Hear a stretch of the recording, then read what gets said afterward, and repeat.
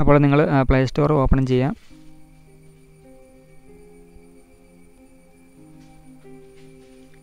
അവിടെ FX stencil എന്ന് search ചെയ്യുക.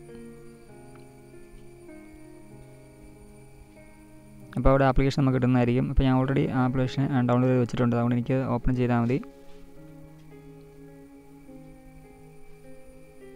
അപ്പോൾ നിങ്ങൾ ആപ്ലിക്കേഷൻ ഓപ്പൺ ചെയ്യുക.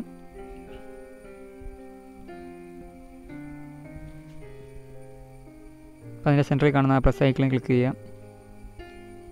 അതിൽ ചൂസ് ഫ്രം ഗാലറി എന്നുള്ള ഓപ്ഷൻ കൊടുക്കുക.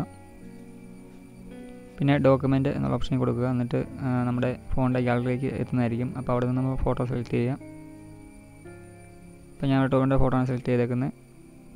ഇപ്പോൾ നിങ്ങൾ താഴെ കാണുന്ന വരിയിൽ പ്രസ് ചെയ്ത് പിടിച്ച് വലിക്കുകയാണെങ്കിൽ നമുക്ക് ഡാർക്ക്നെസ് കൂട്ടുകയും കുറയ്ക്കുകയും ചെയ്യാൻ പറ്റും. നമുക്ക് ഏകദേശം വരയ്ക്കാനുള്ളൊരു ഇതിൽ ആക്കിയതിന് ശേഷം മുകളിൽ കാണുന്ന സേവ് എന്ന ഓപ്ഷനിൽ ക്ലിക്ക് ചെയ്യാം. അപ്പോൾ നമുക്ക് ഈ ഡ്രോയിങ് അടുത്ത ദിവസം ചെയ്യാം. അപ്പോൾ അതിന് മുമ്പ് നിങ്ങൾ ഈ ആപ്ലിക്കേഷനൊക്കെ ഒന്ന് ഉപയോഗിച്ച് പഠിക്കാം. അപ്പോൾ നിങ്ങൾ ഓർക്കുന്നതാണ് ടോപ്പിനെ തന്നെ ഞാൻ വീണ്ടും വരയ്ക്കുന്നത് ഓർക്കുന്നതാണ്. അപ്പോൾ എനിക്ക് ടോപ്പിൻ്റെ ഡ്രോയിങ് ചെയ്തിട്ട് കഴിഞ്ഞ ദിവസം നല്ല റീച്ച് ആകുന്നുണ്ട്. അപ്പം അതുകൊണ്ടാണ് ഞാൻ വീണ്ടും റിപ്പീറ്റ് ചെയ്യുന്നത്. അപ്പോൾ നിങ്ങൾ കമൻറ്റ് ചെയ്യുന്നതൊക്കെ ഞാൻ കാണുന്നുണ്ട്. അപ്പോൾ ഞാൻ ഇതുകൂടെ ഒന്ന് ചെയ്തിട്ട് ഇനി നിങ്ങളുടെ കമൻറ്റ് നോക്കി ഞാൻ ചെയ്ത് പോകാം. അപ്പോൾ നമുക്ക് സ്റ്റെൻസിലായിട്ട് നമ്മുടെ ചാനൽ ചെയ്തിട്ടുമില്ല, അതുകൊണ്ട് അതിന് ട്യൂട്ടോറിയൽ വീഡിയോ ആയിട്ട് ചെയ്യാം. അപ്പോൾ നിങ്ങൾ അതും ചെയ്ത് പഠിക്കാൻ നിങ്ങൾക്ക്. അതുപോലെ നിങ്ങൾ കമൻറ്റ് ചെയ്താൽ എല്ലാം നമുക്ക് ചെയ്യാം. ഇപ്പോൾ റോസായിട്ട് ചെയ്യുന്നതായിരിക്കും. അപ്പോൾ അതിന് മുമ്പ് നമ്മൾ ചാനലിൽ ഓൾഡ് വീഡിയോസൊക്കെ ജസ്റ്റ് കിടപ്പുണ്ടാക്കുന്നത് കണ്ടിട്ട് നിങ്ങൾ ട്രൈ ചെയ്ത് നോക്കുക. അതുപോലെ വരയ്ക്കാൻ പറ്റുന്നുണ്ടോ എന്നൊക്കെ നോക്കുക.